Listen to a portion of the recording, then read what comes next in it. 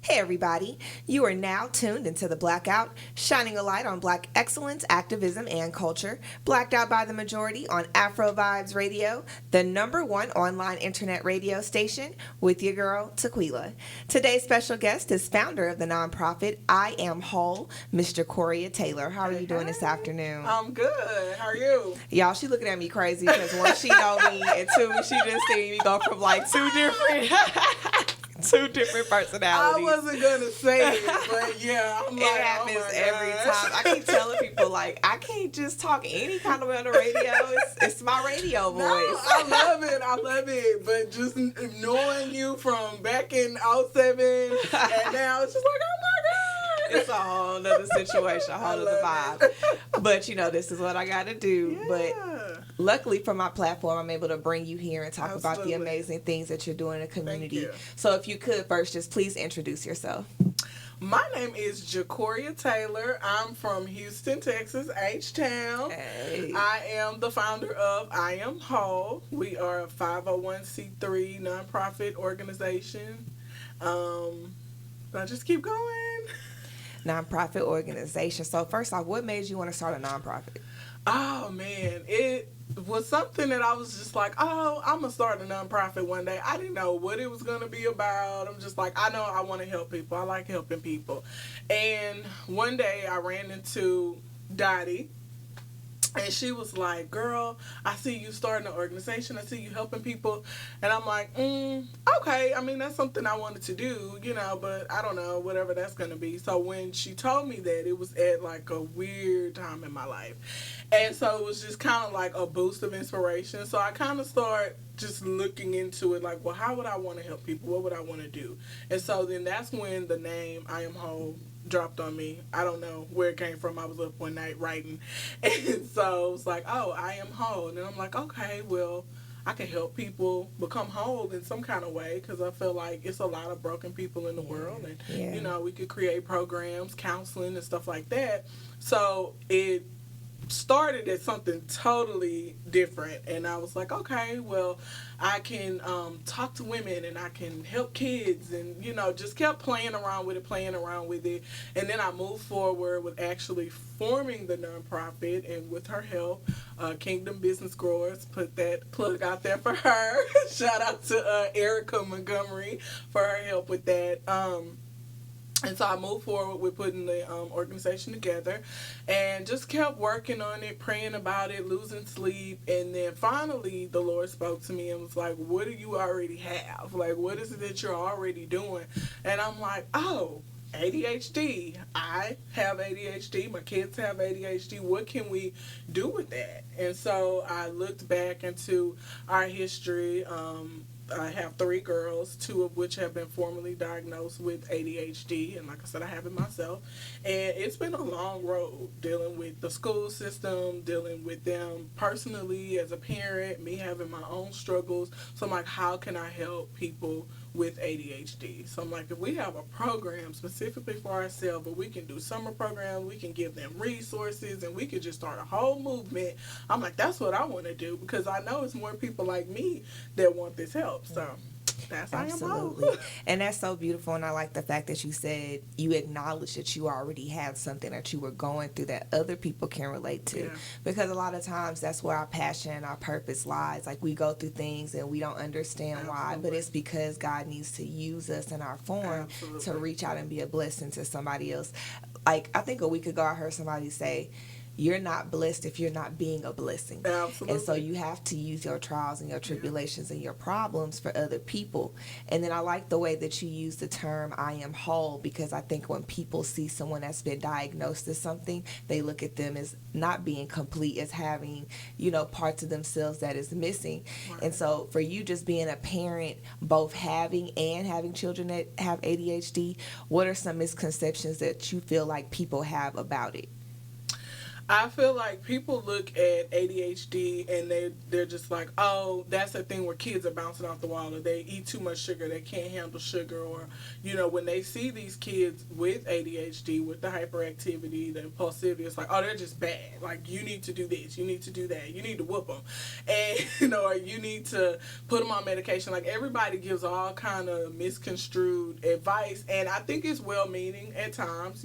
People mean well. Some things have worked for other people that may not work for another person, and so it's like, well, I'm sorry, I lost my thought. I don't know. So you saying some things work for some people and others they kind of start putting you in a box because you have these characteristics. Right. So you get placed in this box, and it's like, for me, when I realized I had ADHD, it was well after my kids had been diagnosed, because I thought it was just a childhood disease. Because I had it as a child, I'm like, okay, well, I'm grown now. I don't deal with that anymore. And it's just my kids that are dealing with it. But then I started realizing that I was struggling completing tasks. I was struggling getting things done. I was losing focus. So I was more of the inattentive type opposed to the hyperactive type, or the impulsive type. And so I did some research and actually went to the doctor, and it was like, yeah, you still have it. It's not just for children. So that's a misconception, because adults feel like we grow out of it. But I think we just kind of learn how to manage the symptoms in a way, but not necessarily. So then we kind of start to see things manifest and be like, well, why is this happening to me? Why am I struggling with this? Why am I not like other adults? And then you realize, oh, I'm still struggling with this disorder. And that's funny you said it, because I don't know if I have it or not, but I know, like, with my oldest son, we used to kind of think he did, because he was bouncing off the wall and he couldn't just be still. And one of the things his teacher was saying was, well, I know what the symptoms of ADHD look like, and I'm the type of person, I'm not supposed to take no medication. I feel like there's other holistic ways that you could go about doing stuff. It's just pharmaceutical companies. It's just a lot that goes with that. And it disappointed me, because I feel like when they start seeing the symptoms, instead of figuring out what works for that child, they just want to push medication on them. Absolutely. And sometimes it may be too strong. Because I have a niece, she has ADHD, and they gave her medication to the point that she wasn't even herself anymore. She was just kind of sitting there. And you don't want to take away from the fact that they're still children. They're supposed to be playing. And I just don't want to see a lot of young black boys and girls just be medicated. You know what I'm saying? When there's, like you said, you have an entire program that probably caters to their energy or to their mind. Right. Okay, so that's funny that you said that. So, of course, when I was a child, I took Ritalin, and it was like night and day. I was bouncing off the walls. I'm high energy, outgoing. I took the medicine, and I was just sitting there. Like, I wasn't saying nothing. So it was like, if I'm not on the medication, they're calling my mama. We know she didn't take her medicine today. When I'm on the medication, my mama's looking at me like, I hate to see you like this, but like, what is the happy medium? And this was back in the early 90s. And so, of course, when my kids came along, I remembered that feeling. And I was just like, I don't want to do medication right off the bat, because I didn't like that feeling. I didn't like being on medication. I didn't like being different. I had to take medication in middle school, and I used to lie, because I had to go to the nurse after lunch and take another dose. And I'd be like, oh, I'm going to take some allergy medicine. But, I would lie to my friends because I was embarrassed about it. And so when my kids came along and it came up, and of course, like, some people in my life were like, well, they need to be on medication. And I'm like, I don't want to do that. But then it got to the point where, like, my middle one, she was like having a hard time in daycare. She was like 3. She was like, she would just go into these fits of rage, and it was just like uncontrollable. Nobody could do anything. But all the while, as a parent, I'm like, well, are y'all really doing everything you can? I get that teachers have a job to do, and daycare workers have a job to do, and I'm sure most people try to do their job to the best of their ability. But it was always something in me that was like, but are you really doing everything, that you can do to help my child? And I know it's not just about my child, but I'm a mom. It's about my child. So we tried the medication. It worked, air quotes, in a sense of I didn't get as many phone calls, but with my middle one, I still got phone calls from time to time. She still had outbursts. So the medication is not an end all be all, because sometimes you still have those struggles and it wears off. They can't be medicated 24 hours a day. So at some point, they're not going to be medicated. And then, like you said, with the side effects, my middle one, she went through a spell where every medication that she took, she would pull all of her eyelashes, all of her eyebrows out. That was something that we had to deal with. But again, it was like, do I go to work and make a living and let her go to school and be somewhat manageable, or do I stop my whole life and just be at home and deal with it? But she's still having these struggles, because it's still a struggle being a child with ADHD. You know, you're impulsive, you have no fear of danger, you know, so it's still things that they have to deal with that's not just about bouncing off the walls, you know. And so went through all of that, and finally decided to try this school year without medication, and it's been rough. I get phone calls, emails, and it's just like, but there has to be something else that can be done. So when I decided to move forward with I Am Whole, I'm like, I want to have a program in place to where we're knowledgeable about the resources that are out there. So as I started reaching out to people that work in the field, I have found some natural solutions, a lot of people that are trying different things. Apparently there's a thing called New Zealand pine bark that is supposed to be really good for ADHD, that they it's New Zealand pine bark that's supposed to be really good for ADHD. They have different music that's supposed to work. They have different treatments, one of which is called neurofeedback, to where they actually do a map of the brain to see if the child even has ADHD. And a lot of times what they find is that kids may be actually suffering from anxiety that will mirror the symptoms of ADHD, but because of just the testing that they use, they don't know. Because when you go to the doctor and you say, I think my child has ADHD, they give you a test called the Vanderbilt test. And it's just a basic questionnaire that asks, does your child bounce off the wall all the time? Does your child fidget? Is your child ran by motor? Just simple questions, and then you answer it, the teacher answers it, and I think maybe a family member may answer. And you send it back, and then they diagnose based on that. Well, studies have shown that that's not the most accurate method of testing. It's a questionnaire. It's a questionnaire. So now I've also found they have another test called the quotient test. And so what they do, they sit in front of a computer, and every time they see a dot, they're supposed to click. Well, if you're inattentive, you're gonna miss some of the dots. If you're impulsive, you're gonna over select. So it's different methods out there that people just don't know are available to them. So that's another part of our mission, is to make these resources available. And some of them, they cost, you know, they may not be as available at this time for lower income communities. So that's another part of the mission, is to try to get these resources to people that look like us, that, you know, need it. People in the lower income communities that just don't know that these things are available to them. Wow, that's amazing. But it's also sad, because it's like, I feel like there should be an actual physical testing where they draw your blood, or they actually, like you said, scan your brain, really see what's going on. Because taking a questionnaire, like, that's what I was going to get to about my son. When he was around that age, real small, like pre-K, kindergarten, he was kind of having that temper tantrums and, you know, not being still and stuff.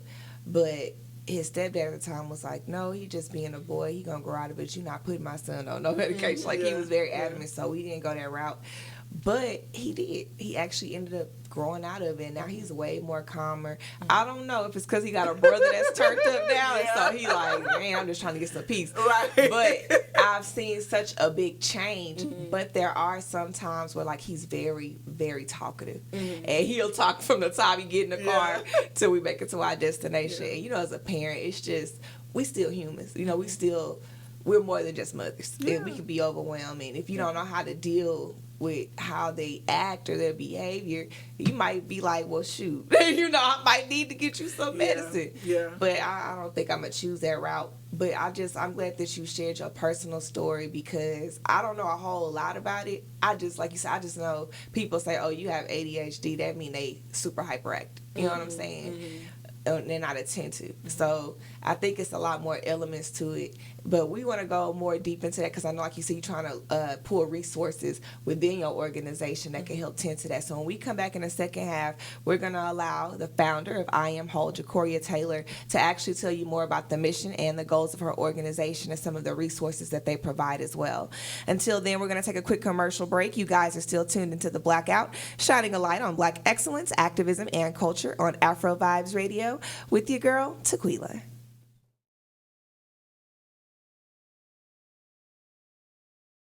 You are now tuned back into The Blackout, shining a light on Black excellence, activism, and culture with your girl Tequila on AfroVibes Radio. And we are currently still in the studio with the founder of the nonprofit I Am Whole, Ms. Jacorea Taylor. Thank you for still hanging in there with us today. Thank you for having me. So a few minutes ago, we just kind of let you tell your story, you know, how you got into wanting to start an organization such as this one.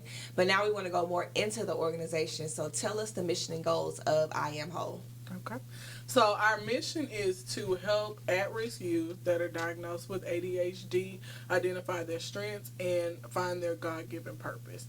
And so you mentioned that sometimes your son talks a lot. So let's go there.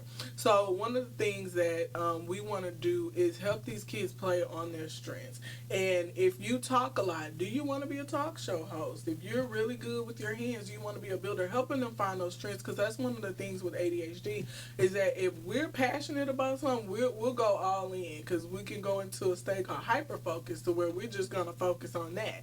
And so we want to help them find the areas that they're strong in and build on that, but also introduce them to new things, because a lot of times I feel like with the school system we kind of just funnel all along one path. It's like we're going to finish school, we're going to go to college, we're going to get a job, and that's not everybody's path. And I know some of the schools are kind of getting back into doing the trades and stuff like that, but not everybody. And so we want to introduce them to different things, because how do you know that you can't be Picasso if you weren't introduced to paint, you know? So we want to be able to introduce them to different things and see what they're good at, what their strengths are, and go from there. And then, like I said, also help them understand what ADHD is. How can they manage this, whether they're on medication or they're off of medication? What are some of the symptoms that they experience? What are the stigmas that they feel when they're around other people, and how to feel whole as a person? We want to offer them counseling if they needed it. We want to do group counseling as well as individual counseling. We have to outsource for that, and teaching them the benefits of exercise, because that's a big benefit for ADHD, because it helps regulate the mind. So if you can get moving and exercise in some kind of way, we want to offer that in our programs. So That's amazing. And so I know that you're getting ready to launch. What is the actual date? So we've officially launched already. We did a virtual launch via our Facebook page on June the 1st. And so there we had a couple of amazing people in the ADHD community. We had Dr. J. Stephen Robinson of Conroe ADHD Solutions. He's a pediatrician that focuses only on ADHD and medication management. We had Dr. Agnes Kaufman there. She's a chiropractor with the Sandstone Chiropractic Center, and they do the neurofeedback and the brain mapping. And then we also had Nancy Williams. She's a LPC, a licensed counselor that does play therapy and works with children, and she's very knowledgeable about ADHD. So they all came on, they spoke their knowledge of ADHD and what they do in the ADHD community. So it was amazing. So if you all check out our Facebook page, I Am Whole, you can catch that launch on there. And so we will now be launching our online support groups on our Facebook page, and that's going to launch on July the 10th. And then if we get a great feedback on that, then we'll move into doing a physical support group in the Conroe area. But right now we'll just start virtually, which will be open to anyone, anywhere. And so for these support groups, how will they help the individuals that's actually going to be a part of I Am Whole? It's going to create a community, because one of the things of having any kind of disability or any type of situation, to feel like somebody else understands. So if you go to any kind of support group, or you're just talking with your friends about something that you're going through, and they're like, oh, I've been through that, or I know someone that's been through that, it makes you feel like you're not alone. So especially being a parent of kids with ADHD, having ADHD, and kind of talking with other people and understanding, hey, somebody else is going through this. It's not just me. So that's what we want our support groups to offer. And what are you hoping that some of these kids will actually gain from being a part of your foundation? To feel whole, to walk away feeling like, yes, I have the diagnosis of ADHD, but I'm a superstar. I can do whatever I put my mind to. This disorder doesn't define me. Absolutely. And before I end, do you feel like ADHD is very prominent within the Black community? Because I know a lot of times I see that's where the teachers tend to push the most medication, is more in the urban school system. Honestly, ADHD is an everybody thing, to be honest. I think that, can I say white people? Caucasian people are more open to utilizing medication from what I found. Yeah. And minorities are a little less open to it. So it's like we're a little more skeptic about putting our kids on medication. But I mean, it has gotten to a point where it's so prevalent, and the school system is really not dealing with it. It's like, I feel like they're being too aggressive. Like I said, we're just saying, go put them on medicine, go put them on medicine. And I'm like, that's not the solution to everything. Just period. Even like if you have arthritis or something, like you need to be working out, you need to change the way that you eat. It's about a lifestyle. Absolutely. You take care of your health and your fitness. And like you said, your mind is a part of your health lifestyle. Absolutely. There's things that you can do. It can be counseling. Yeah. It can be, I don't know, I'm not no scientist, but I know it's something that you can do. You know what I'm saying? That's true. I wanna believe it, because I see so many of these diseases and these viruses, and they just coming up all of a sudden. Mm-hmm. That type of stuff really didn't exist in my grandmother's age. Yeah. She's like, I don't know if it's something they putting in the food and the air. She was like, but you didn't have people that dealt with issues like this. Yeah. She was like, we grew our own food, and we took care of our bodies. You had to go out. Like, I was at my pageant practice the other day, and the lady was telling us how she didn't understand why her grandmother was like, you got to go outside and play. She would make her go outside. And she was like, that was a part of her fitness. She was training her to stay active. Mm-hmm. And that's true. It's just about how you take care of your body. And your mind is a big organ as well, just like your body is your skin. So that was some, stuff we learned yesterday. I just want to sound like I came up with it. But no, they taught us that, which is really cool and important. But just to keep going, because I'm rambling, but where can they learn more about your program? Because I know, like you said, you launched your website. What can they expect to gain from the support groups and these resources that are available? And where are you on social media as well? Okay, so our website is iam-whole.org.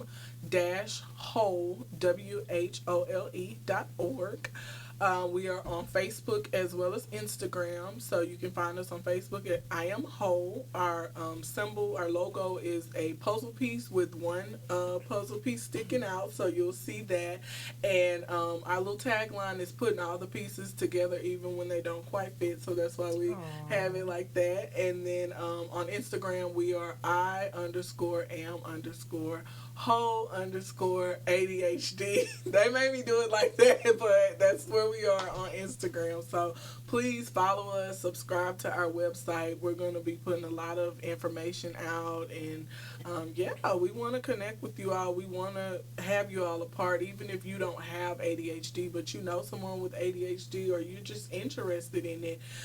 Join us, join the cause. And for your support group, is it also going to allow the parents to kind of connect and build a foundation with each other so they can do activities with these kids amongst themselves? And, just kind of feel like they have somebody that understands, how their child's behavior can be. Yeah, so we're actually going to do a support group for the parents as well as one for the teens. So I'm thinking the one for the parents will probably build a following first, and then the teens will come in. But we're going to try to separate the two so that the kids can have a community of their own and the parents can have a community of their own, and then they'll partner together.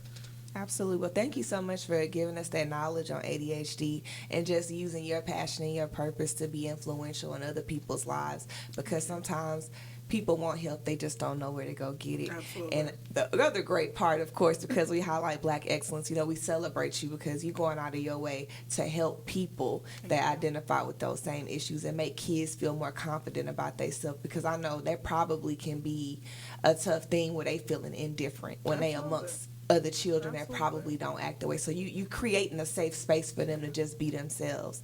But you don't only do that. Before we got here, you're also an active Christian in the Christian community. And she wanted to just make sure she shares some upcoming events, and these events are very inspirational. So tell us a little bit about them as well. Okay. So I am the youth director at Providence Missionary Baptist Church. We are in the Acres Home community. And so we do have our youth month coming up in July. And so we're doing two big events, and then we'll be worshiping all month long. So you can join us any Sunday, 8 a.m. So the first event is going to be our Youth Empowerment Workshop. It's our third annual workshop that we're doing. And it's what's behind the mask. So we want to kind of get into the two sides of everybody. We all have a face that we wear in public, and then we have what's going on inside of us, and we want to kind of dissect that. So we're going to have a lot of different things there. It's a free event. It's for all ages. So that's going to be Saturday, July 13th from 9 a.m. to 12 p.m. And then the next event we're going to have is going to be on Friday, July 26th at 6 p.m. We're going to be showing the When They See Us movie series on Netflix, and we are going to have a forum there to kind of dissect what we see in the series, as well as how we can come together as a community to prevent something like that from happening again, and just kind of put some nuggets out there for our community. So please come out and be a part of that. I know a lot of people were kind of like torn whether they wanted to watch it. We were angry. It incited all these emotions in us. So we want to create a space where we can talk about it and we can walk away, and feel free to move forward and help each other out. Absolutely. Thank you so much for coming here and sharing that with us. And again, we just celebrate you and your Black excellence. Thank you you so for having much. me. And I'm going to drop some gems on y'all before I get out of here, because, last night the BET Awards had came on, and it was a lot of lovely things that they said. But two of the most important that I shared on my Facebook today was Tyler Perry. He really emphasized on having ownership. And Jacorea Taylor, she's actually a reflection of that. When you own something and you put your face and your name on it, it's for your community. Absolutely. It's for you. For people that look like you. Absolutely. You cannot go chasing places that don't want to give you a seat at the table. You have to make your own. And he said that yesterday, and that's why I say I do appreciate you, because you're making your own seat. Because a lot of times, who knows, it probably are resources that other communities have access to that we don't. And so sometimes you just got to get out there. You got to be a leader, and you got to start that revolution. That revolution, I'm sorry. And then the other part of it, for my African followers, there was a Burna Boy's mom came on stage, and she just wanted to remind everybody, Black people, remember, you were African before you were anything else. Mm-hmm. And I think when you know your culture, where you come from, we start learning more about those traditions back in Africa. I think we'll really change our mindset and unify here in America and do a lot better, because I think that's what the issue is. We need to get ourselves on one accord and stop waiting on somebody to save us. That's not nobody's job but ourselves. And so that's how we doing it. Question. Yes, ma'am. So how do you find this information? So me and my friend, we have discussions all the time. And I'm kind of like, I've been in the middle. So like, I'm definitely a proud Black woman, but I see work that we can do in our community. I'm not like fully woke. Y'all don't beat me up, because I don't know what that means. Yeah. I don't know where to find the information. Like, I don't know where y'all get your information from. How do you find this stuff? How do you know what the right information is? I mean, it's in a book. You know what I'm saying? What book? No, but really what I do is I take my time. I do a lot of research. At first, I did not know where to start. And the story that I always share here, because Jacorea was in band with me as well, and she knew Sandy. She was friends with Sandra Bland. Mm-hmm. We both knew her. Yeah. When that happened, like, it flipped my world upside down, because I guess I don't know what I thought. But I know I didn't deal with issues like Black men did. So I think I was kind of veiled from that. Like, I can go outside and got to worry about the police talking because I'm a woman. Mm-hmm. I don't know what I was thinking. So when that happened, I just realized, like, they don't care if I'm a woman. They just see me as Black. Right. And I started kind of pulling myself away from church. But I'm still spiritual. Like, that'll never change. I love God. But I just felt like certain things wasn't aligning, and I need to step out for a second and just figure out. I was praying to God, like, can you give me something? Can you show me something? And he started having people from all different religions coming to me, and they was giving me the Quran. They was teaching me about Buddhism. And so I started having revelations, like, these different people, like, I ain't gonna say different people, but these different deities that we worship, I felt like God used them to get to us. And so with that being said, I started learning about the cultures that came along with it. So now I went behind and found about the Asian culture and realized that they even derive from Africa. Then I started learning about the Filipino culture and Brazil, and I started putting all that back. And so when I came here, I started talking to the Nigerian people, asking them, like, what is the tradition like? What is the culture like? What is spirituality like where y'all come from? Like, do y'all go to church? What do y'all do? And I started finding out that they have African deities. You know, they have the Orishas. They have people that represent different aspects of us. And it's just, I have so much more to learn, but it just came to me, and I honestly just asked God, just guide me, whatever information you feel like I need to know.